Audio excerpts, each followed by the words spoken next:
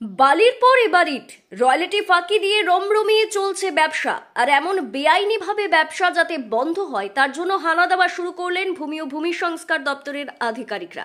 তবে এমন হানার পরিপ্রেক্ষিতে এখন সাধারণ মানুষদের মধ্যে প্রশ্ন জাগতে শুরু করেছে, তাহলে কি এবার বালির পর ইটের দামও আকাশ ছোঁয়া হয়ে যাবে?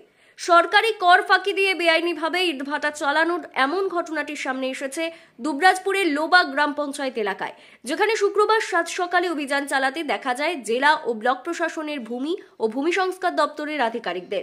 অভিযান চালানোর ক্ষেত্রে যাতে কোনো রকম অপ্রীতিকর ঘটনা না ঘটে তার জন্য সঙ্গে ছিল পুলিশ। ওই এলাকায় আধিকারিকরা হানা দিতেই জানা যায় 2 কোটি টাকার ব্যবসা করেও সরকারি রয়্যালটি জমা দেননি ইটভাটার মালিক। এই ঘটনায় একটি জেসিবি মেশিন আটক করা হয়। ঘটনা প্রসঙ্গে দুবরাজপুরের বিএলআরও আধিকারিক মনোজ কুমার পাল জানিয়েছেন, এনফোর্সমেন্টের মূল উদ্দেশ্য হচ্ছে ইয়ার এন্ডিং হয়ে যাওয়ার পরও যারা government royalty price of earth না দিয়ে ব্যবসা চালাচ্ছে তাদের এগেনস্টে একটা ব্যবস্থা। তারা যদি এই গভর্নমেন্ট রয়্যালটি এবং প্রাইস অফ আর্থ না দিয়ে ব্যবসা চালায়, যারা যারা এই ধরনের কাজের সাথে যুক্ত থাকবে তাদের সকলের বিরুদ্ধেই একই রকম ব্যবস্থা নেওয়া হবে।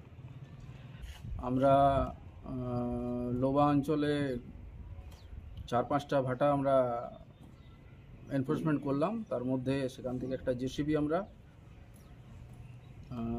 তুলে এনে আমরা কাস্টডি করেছি আমরা আজ। ঠিক আছে, পরবর্তীকালে এইটা কন্টিনিউ চলতে থাকবে। গভর্নমেন্ট রয়্যালটি না দিয়ে যারা কাজ করবে তাদের এগেনস্টে এই ব্যবস্থা নেওয়া হবে। রয়্যালটি ফাঁকি দিয়ে এমন ইটভাটা চালানোর ঘটনা লোবা এলাকায় সামনে এলেও আগামী দিনে এই ধরনের অভিযান সব জায়গাতেই চালানো হবে বলেও জানা গিয়েছে।